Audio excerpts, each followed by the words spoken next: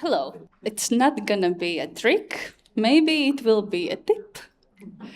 Depends. So, this is not eazyBI.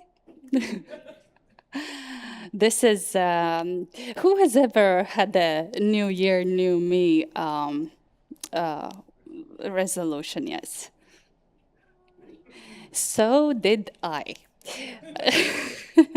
Last year, I said, okay, I'm gonna run, and this time I will have targets. So I'll have every month I will have a target of kilometers to burn, and I will increase my target by 5 kilometers every month. A doable, reachable target.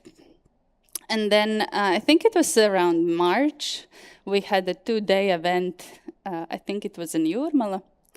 I had a glass of something, and then I said, I'm signing up for a half marathon. And so I had to do some more trainings. And for me to motivate myself, I need to write down what I did. So I created an Excel spreadsheet. And whenever I came home from a run, I entered my data. You may ask, but Elita, why can't you export it from your watch? I had an Apple Watch. I don't know. I never checked, actually, if I could export it. But I'm sorry, Raymond. I do like Excel. It's my baby since whenever I was 20 something, but Excel allows me to visualize my data with eazyBI. This is not a good format how to import this data into eazyBI, so I had to do some little bit of alignment here with some formulas there, but totally doable. So I was super eager to see how my data looks. So here, the first report. You probably have no clue what this means, but it's very simple.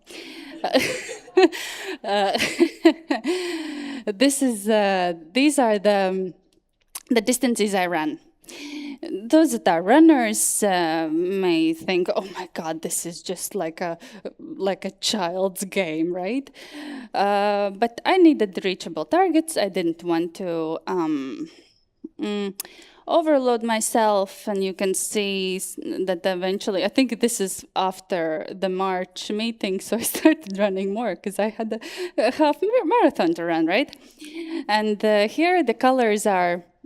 Oh, they don't look very good on that screen, but the green ones are my top 10 paces. Again, if you're a super fast runner, you may say, oh my God, Elita, my grandmother runs faster. But it was fast enough for me. So, I even had like a 6-minute pace, which was really nice for me. And then here I started a very embarrassing pace, but I have a story for that too. So I trained for my half marathon,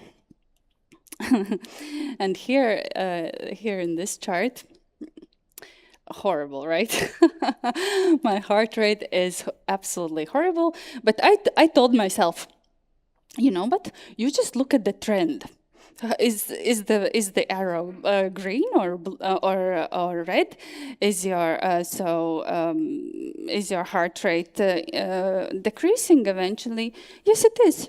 So that's good, right? And then I ran my half marathon. Where is my keynote? Oh, it's very. This was my average heart rate. Okay. I did it. I didn't die. I didn't puke. Everything was good. I went home and my daughter said, "Mom, I want to eat," and I was like, "I want to die," but I did it. I was very proud. Actually, I did a half marathon every week before 2 weeks. in a row. I did half a marathon before my marathon race. Didn't die as well, didn't puke, so that was great success. So that was my average heart rate for Q1 in 2025.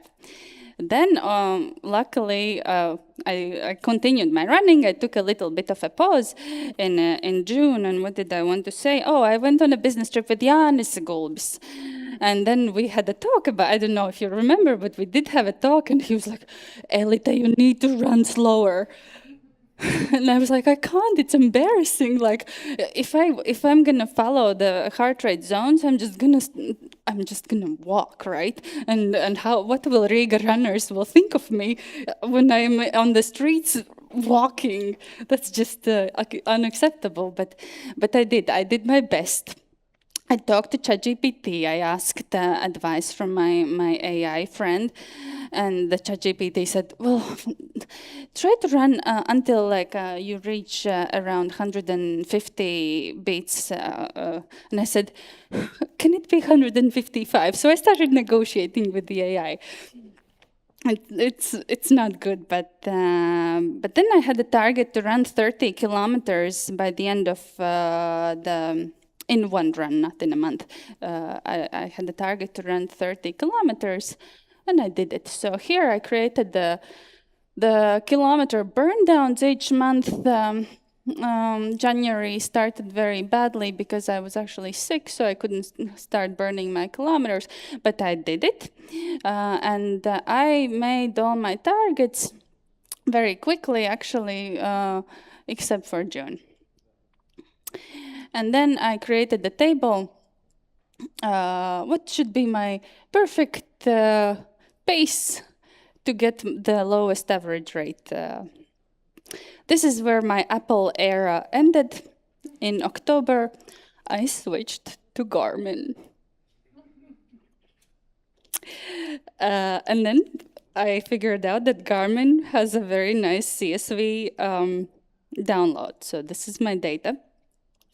The yellow ones are formula columns. So how do I motivate myself? What am I going to do? If I already have an Excel with my Garmin data, I should not be writing it down, but part of the fun was to enter my data in that Google spreadsheet. I really liked it. But about this afterwards. So then I did my, so then October came. I switched to Garmin. So I changed my strategy. I did start running slower, and it actually shows. But sometimes my ego would take over, and I would be like, I don't see you heart rate. I see no heart rate. I hear no heart rate. So I'm just going to run. And of course, there was not fast progress. And then this year, I started integrating more workouts. So what you see here in this bar is that I signed up for a gym in March, and I started doing strength trainings, lifting weights, heat trainings, some yoga for when I talk to some maybe not the easiest customers, and then I need some mental workout as well. So I started integrating different kinds of workouts, and here you can see this line for the heart rate. Yes, it's still not the best, but it is decreasing. So I'm just gonna do my check, continue doing the gym workouts and also running. And here you can see that it's already turning a bit yellow, still very high, but pace, of course, is embarrassing. But it's the heart rate that matters for me. And in addition, because of my lifestyle, part of the time I spend in United States in an elevation of about 1,200 meters. And you can see I had my run, the lowest one, this is the average, is even below 160, but look at my pace. I have to walk a lot of times because the elevation is just too difficult for me. But I'm hoping that it helps me to still work on my heart.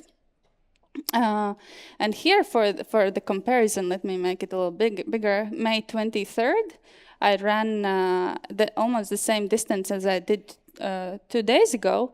And last year I had it in 169 heart rate, and now I had 159, which is a great success for me. Yes, the pace is a bit slower, but I take it as a progress. And in addition, I had a huge jet lag on Monday, okay? So not like I'm justifying, but I think it would have been better. And here I made a chart based on top most productive runs. And I can actually also make it to even below 150 if I push myself harder to make myself walk more in the runs, then I can make it. And I think that's the key for me to improve my health. So my conclusions, let me... you may have a question. You may have a very good question. But Elita, how do you motivate yourself now when you don't have an Excel spreadsheet to use, right? I use Jira.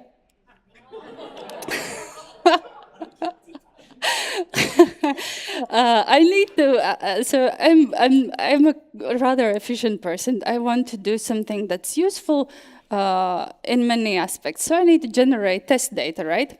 So the days when I don't run, I have them flagged. So yesterday I was not in a position to run, so it's gonna be a red flag day. So, so it's just bad. But today I did run. Let me just let me prove. Okay, today at took a picture so that I could prove. So I did run. I'm gonna remove the flag, and I'm gonna create afterwards. I'm gonna create a story with the label that I run and how much kilometers are. So this is how I motivate myself. So this is how I generate data. I have the statuses. I have a history. I have new tickets that I create. So this is to answer your very good question. How do I motivate myself? And then here are my conclusions. So even this is also relevant for everyday eazyBI reports. Consider the whole story. Tracking just one metric, or in my case, like maybe distance or pace, it doesn't show the whole progress. So I would always choose bitter truth over sweet lies, and the dashboard that only tells you what you want to see or hear is probably a dashboard with missing data. Slowing down does not equal a failure. That is what I keep telling myself. And another conclusion for me is potentially this is a time for me to take a treadmill stress test to evaluate my heart. Maybe what is my normal is not the standard, because I feel quite good running in my 160s, so potentially I'm just built differently. Yes, so that's how I use eazyBI to be active. Thanks. So do we have any questions to Elita? Yeah, go on. Did you create for every day a manual ticket? Or well, you create it the epic and you say automatically create the next. And yeah, yes, I do create them manually because I also add name days. Yeah. And when I add name days, I write in the summary whose name it is so that I immediately see, and I can send some great. I don't know if you know what the name day is. It's almost like a birthday, but we celebrate our names. Okay. But yes, I create them manually. I create them manually on an interval of around a month. Then I also put a reminder in the summary for me that I need to close a sprint, because I also generate data for sprints. I add story points. Yeah, I do I do like a admin. More work than the run. Yeah. So yeah, that's what I do. So thanks a lot.